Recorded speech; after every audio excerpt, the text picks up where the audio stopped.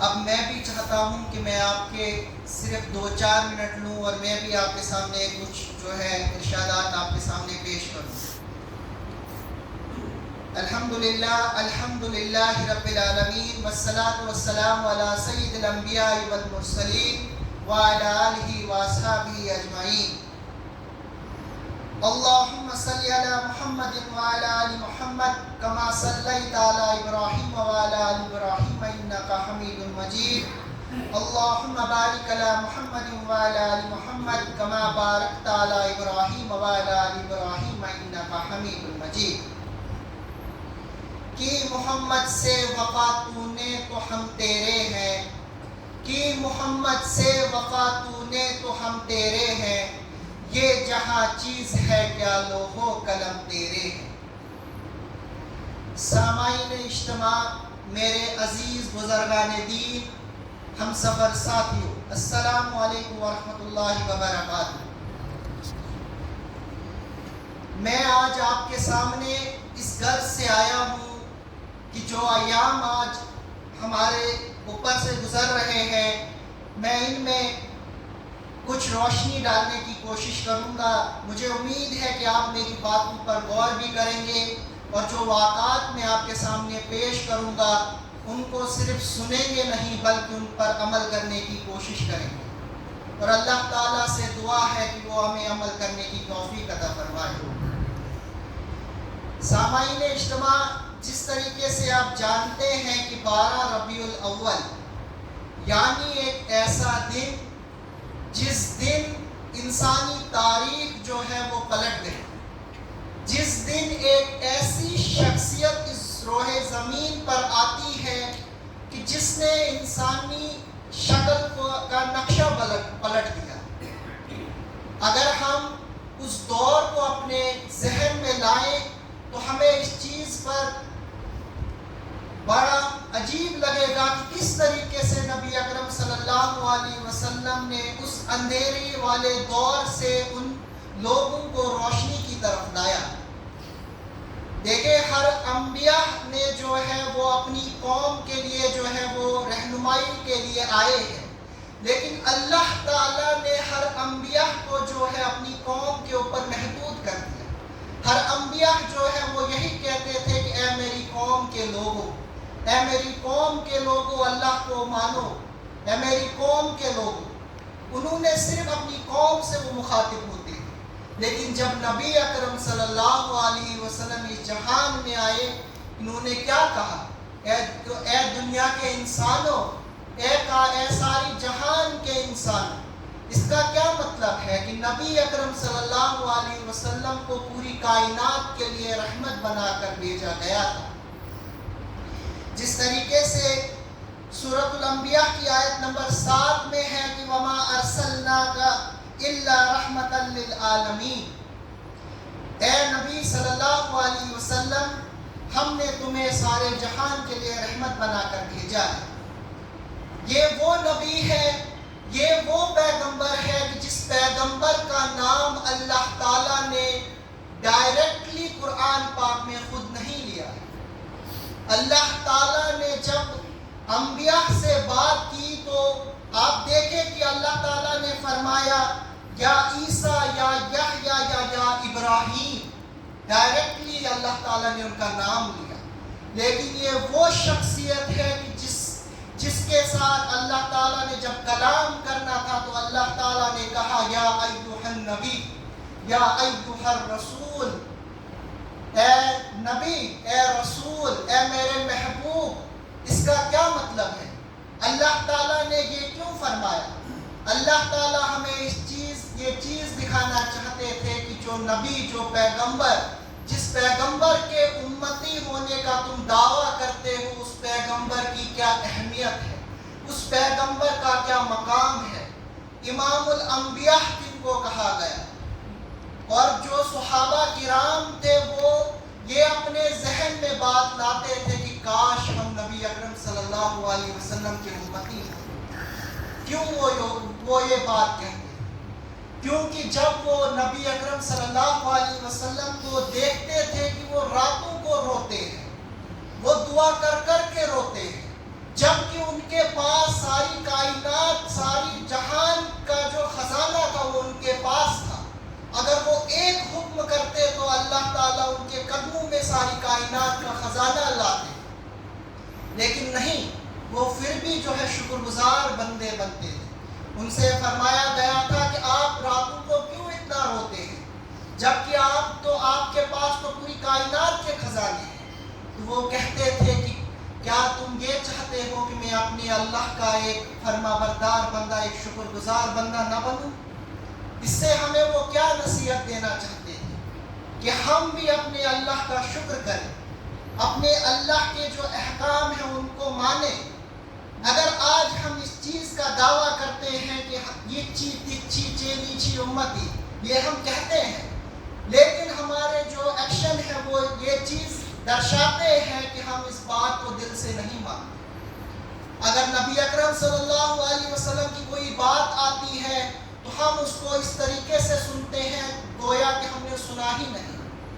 نبی اکرم صلی اللہ علیہ وسلم کی کوئی حدیث آتی ہے تو پہلے ہم اس پہ یہ چیز دیکھتے ہیں کہ یہ حدیث کس نے بولی ہے، پھر یہ حدیث صحیح ہے کہ نہیں ہے۔ اور جب بھی یہاں پر کوئی بھی درس ہوتا ہے تو سب سے پہلے آج کل جو لوگ کہتے ہیں وہ کہتے ہیں کہ درس کچھ دیوان ہے، پہلے یہ پوچھتے ہیں کہ درس کون دے رہا ہے۔ بلکہ اس زمانے میں وہ لوگ کیا کہتے تھے کہ کس جگہ پر اللہ کی بات ہو رہی ہے، وہ یہ نہیں کہتے تھے کہ درس کچھ دیوان ہے، وہ کہتے تھے کہ اللہ کی بات ہو رہی ہے، مطلب اچھی ہی بات ہو، وہ دوڑ کے وہاں جاتے۔ وہ کیا تھا؟ وہ ان کا یقین تھا کہ اللہ تعالیٰ نے فرمایا ہے کہ روئے زمین پر اگر کسی کونے میں میرا ذکر ہو رہا ہو یا میرے نبی صلی اللہ علیہ وسلم کا ذکر ہو رہا ہو تو میں اپنے فرشتوں کو بھیجتا ہوں۔ وہ فرشتے اس مجلس میں جاتے ہیں اور اس مجلس میں ان سب لوگوں کے اوپر جو ہے ایک پروٹیکٹیو وال جیسی بناتے ہیں، مطلب وہ سمجھانے کا ایک طریقہ ہے کہ اتنے فرشتے حاضر ہوتے ہیں کہ وہاں پر جگہ نہیں رہتی۔ اور پھر وہ فرشتے اللہ تعالیٰ سے کیا کہتے ہیں؟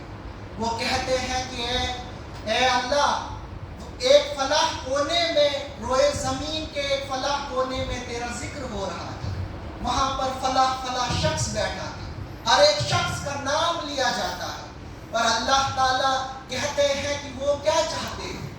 تو وہ فرشتے کہتے ہیں کہ وہ غرض یہ ہے ان کی کہ وہ تیری جو ہے رحمت چاہتے ہیں، تیری محبت چاہتے ہیں، صرف تیرے لیے وہ بیٹھے۔ تو اللہ تعالیٰ ان سے کہتے ہیں کہ تم گواہ رہو ان سب کی، میں نے جو ہے ان مغفرت فرمائی، جب وہ اس اجتماع سے باہر نکلیں گے اس سے پہلے میں نے ان کی جو ہے مغفرت فرمائی۔ اور وہ یہ بھی کہتے ہیں کہ اس میں کچھ لوگ ایسے ہیں کہ جو کسی دوسرے کو دیکھ کر آئے تھے، ان کا یہ غرض نہیں تھا کہ اللہ تعالیٰ کی محبت ہم چاہتے ہیں، لیکن اللہ تعالیٰ کہتے ہیں کہ جاؤ ان کی بھی میں نے مغفرت فرمائی۔ بہرحال یہ بات میرے کہنے کا مطلب یہ تھا کہ اس زمانے میں لوگوں کا ایمان اتنا پختہ کیوں تھا، لیکن آج ہمیں کیا ہو گیا ہے؟ اگر ہمیں یہاں سے کہا جاتا ہے کہ درس ہو رہا ہے تو پہلے ہی ہم بھاگ جاتے ہیں، سنتیں ہم نہیں پڑھتے، پہلے ہم نے بھاگنا ہے۔ یہ کیوں ہوا؟ اور اس کے بعد جب ہم دعا کرتے ہیں اس کے بعد ہم کہتے ہیں کہ سوائے دعا سے قبول گسن کے کیسے دعا قبول ہو؟ ذرا ایک انسان خود غور کرے کہ ہم اپنے رب کو مانتے ہیں، زبان سے اقرار کرتے ہیں، لیکن عملاً چیسوانن کے اشتوان کیا ہوا، پھر ہم اس کے سامنے دعا کرنے جاتے ہیں، پھر دعا قبول نہیں ہوتی ہے اشتوانن کہ اللہ تعالیٰ تم سے دعائیں قبول کرے، جبکہ ہماری خود اس میں غلطی ہوتی ہے۔ بہرحال نبی اکرم صلی اللہ علیہ وسلم کی شان رحمت کا میں آپ کے سامنے ایک واقعہ پیش کرنا چاہوں گا۔ یہ واقعہ آپ سب نے سنا ہوگا اور آپ سب اس واقعے سے باخبر ہیں کہ یہ طائف کا وہ واقعہ ہے کہ جب نبی اکرم صلی اللہ علیہ وسلم طائف کی طرف جاتے ہیں، کس غرض سے جاتے ہیں؟ اس غرض سے جاتے ہیں کہ شاید کہ طائف میں کوئی ایسا ہو کہ جو اللہ کی پکار پہ لبیک کہے، شاید کہ طائف میں کوئی ایسا ہو کہ جو اللہ کے دین کا اقرار کرے۔ لیکن جب نبی اکرم صلی اللہ علیہ وسلم طائف میں پہنچتے ہیں، طائف کے اس بازار میں جب نبی اکرم صلی اللہ علیہ وسلم اللہ تعالیٰ کا کلام ان کو فرماتے ہیں، ان سے کہتے ہیں کہ اللہ کو مانو، تو وہ بدبخت، وہ ذلیل ان کے ساتھ کیا کرتے ہیں؟ یہ کون تھے؟ یہ رحمت للعالمین، یہ امام الانبیاء ہیں، جن کے ساتھ ان بدبختوں نے کیا کیا؟ اتنے ان کو پتھر مارے کہ ان کا جو بدن مبارک تھا وہ لہو لہان ہو گیا۔ تو پھر جب نبی اکرم صلی اللہ علیہ وسلم وہاں سے بھاگتے ہوئے ایک پیڑ کے نیچے جا بیٹھے، تو وہاں پر نبی اکرم صلی اللہ علیہ وسلم اب آرام فرما رہے تھے کیونکہ ان کو بہت تکلیف تھی۔ تو وہاں پر اللہ تعالیٰ نے جو ہے فوراً اپنے حبیب کی مدد کے لیے 2 فرشتے بھیجے۔ وہ فرشتے جب نبی اکرم صلی اللہ علیہ وسلم کے پاس حاضر ہوتے ہیں تو کہتے ہیں، اے اللہ کے رسول، آپ ایک اشارہ کر دیجئے، ہم ان 2 پہاڑوں کو اس طریقے سے آپس میں ملائیں گے کہ اس بستی کو ہم ملیامیٹ کر دیں۔ آپ ایک حکم کریے کہ ہم اس بستی کا نقشہ پلٹ دیں۔ لیکن اس وقت نبی اکرم صلی اللہ علیہ وسلم کی زبان سے کیا نکلتا ہے؟ ذرا آپ غور کریں۔ یہ الفاظ جب انسان دل کی آنکھوں سے سنتا ہے تو آنکھیں بہرحال نام ہو جاتی ہیں کہ نبی اکرم صلی اللہ علیہ وسلم اس وقت کہتے ہیں کہ شاید نہیں، میں کوئی حکم نہیں دوں گا، شاید کہ ان کی جو آگے والی نسل ہے اس میں کوئی ایسا بندہ ہو کہ جو اللہ کی پکار پہ لبیک کہے۔ سبحان اللہ، یہ ہے ہمارے نبی کی جو رحمت، شان رحمت ہے۔ کتنے رحمت للعالمین کیوں ان کو کہا گیا؟ لیکن ہمارا کیا حال ہے؟ وہ راتوں کو ہمارے لیے روتے تھے لیکن ہم ان کی بات سننے کے لیے تیار نہیں۔ یہ ہمارا کوئی اپنا ایک نہیں ہوتا ہے کہ ہم کہتے ہیں کہ اشن ٹائم نہیں۔ ہم کون ہوتے ہیں کہ ہم کہنے والے اشن ٹائم؟ یہ اللہ تعالیٰ ہمیں توفیق ہی نہیں دیتے ہیں بات سننے۔ یہ ایک بہت گہری بات ہے اور بہت خطرناک بات ہے کہ اللہ تعالیٰ چاہتے ہی نہیں کہ یہ بندہ یہاں مسجد میں بات سنے، یہ میرے حبیب کا ذکر کرے، یہ میرا ذکر کرے۔ اللہ تعالیٰ کہتے ہیں کہ اس کو بھگا دو، یا اللہ تعالیٰ کہتے ہیں، یہ ہم نہیں ہوتے، شوانے کی ٹائم نہیں ہے ہمارے پاس۔ ہم کون ہوتے ہیں اللہ تعالیٰ کو کہنے والے؟ بہرحال ان باتوں پر ہمیں غور کرنا چاہیے۔ یہ طائف کا واقعہ تھا کہ کون سی شخصیت اس روز اس سر زمین پر آئی جو اتنی رحم دل تھی، جس نے کبھی بھی کسی کے لیے جو ہے وہ بد دعا نہیں کی۔ تو اسی کے لیے، انہی شخصیت کے لیے آج ہم اس مجلس میں جمع ہوئے ہیں کہ ہم ان کا ذکر کریں۔ لیکن ذکر کا تقاضا صرف یہ نہ رکھیں ہم کہ بس ہم یہاں پر 2-4 منٹ جو ہے اپنی آنکھوں کو نم کریں، باہر جا کے ہم بھول جائیں، نہیں، پھر اس کا کوئی فائدہ نہیں۔ جب تک نہ کہ ہم ان کے اس بات سننے کو اپنے زندگی میں عملاً لائیں۔ ڈاکٹر اسرار علیہ رحمہ فرماتے ہیں کہ ربیع الاول میں جو ہم عید میلاد مناتے ہیں اس کا کیا فائدہ ہے؟ ہم جاتے ہیں، خوشی مناتے ہیں، اجتماع کرتے ہیں، اس کے بعد گھر جا کے سب بھول جاتے ہیں۔ جبکہ اگر ہم اس کو اپنی زندگی میں عملاً لاتے تو پھر اس کا فائدہ تھا۔ کیونکہ اگر ہم سیرت نبی صلی اللہ علیہ وسلم کا مطالعہ کرتے ہیں، کتنے آپ میں سے جوان ہوں گے جنہوں نے سیرت کی کوئی بک گھر میں رکھی ہو؟ پڑھنا تو دور کی بات، گھر میں رکھی۔ اسی لیے ہم آپ سے کہتے ہیں کہ یہاں پر 2 جگہ پہ قرآن کلاس لگائی جاتی ہے، انہی کے لیے وہاں پر، ایک یہاں پر اور ایک اوپر دوسری مسجد میں جو ہے قرآن کلاس کا انعقاد کیا جاتا ہے، انہی چیزوں کے لیے۔ وہاں پر ہم سیرت بھی پڑھاتے ہیں، وہاں پر ہم اللہ کے کلام وہ بھی پڑھاتے ہیں۔ تو بہرحال میں نے کچھ گزارشات یہ آپ کے سامنے رکھی کہ ہمیں غور کرنا چاہیے کہ ہم صرف ان مجلسوں میں صرف ثواب کی نیت سے نہ بیٹھیں، بلکہ ہم اپنی زندگی میں ان کو عملاً اپنانے کی کوشش کریں۔ تو آخر میں آپ سے الوداع چاہوں گا کچھ اشعار سے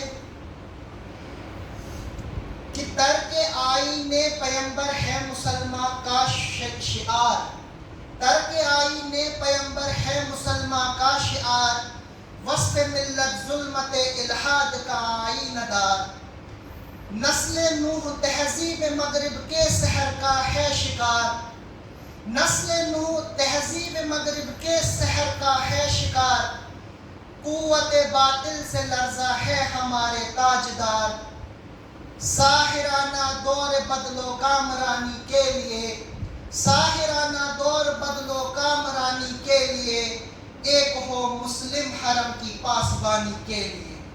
اللہ تعالیٰ سے دعا ہے کہ وہ ہمیں کہنے سننے کے ساتھ ساتھ عمل کرنے کی توفیق عطا فرمائے، اور ہماری ان مجلسوں کو صرف سننے کی ایک جگہ نہ بنائے، بلکہ ان سے ہم کچھ جو ہے ہم اپنے زندگی میں کچھ عملاً ان سے بدلاؤ لائیں۔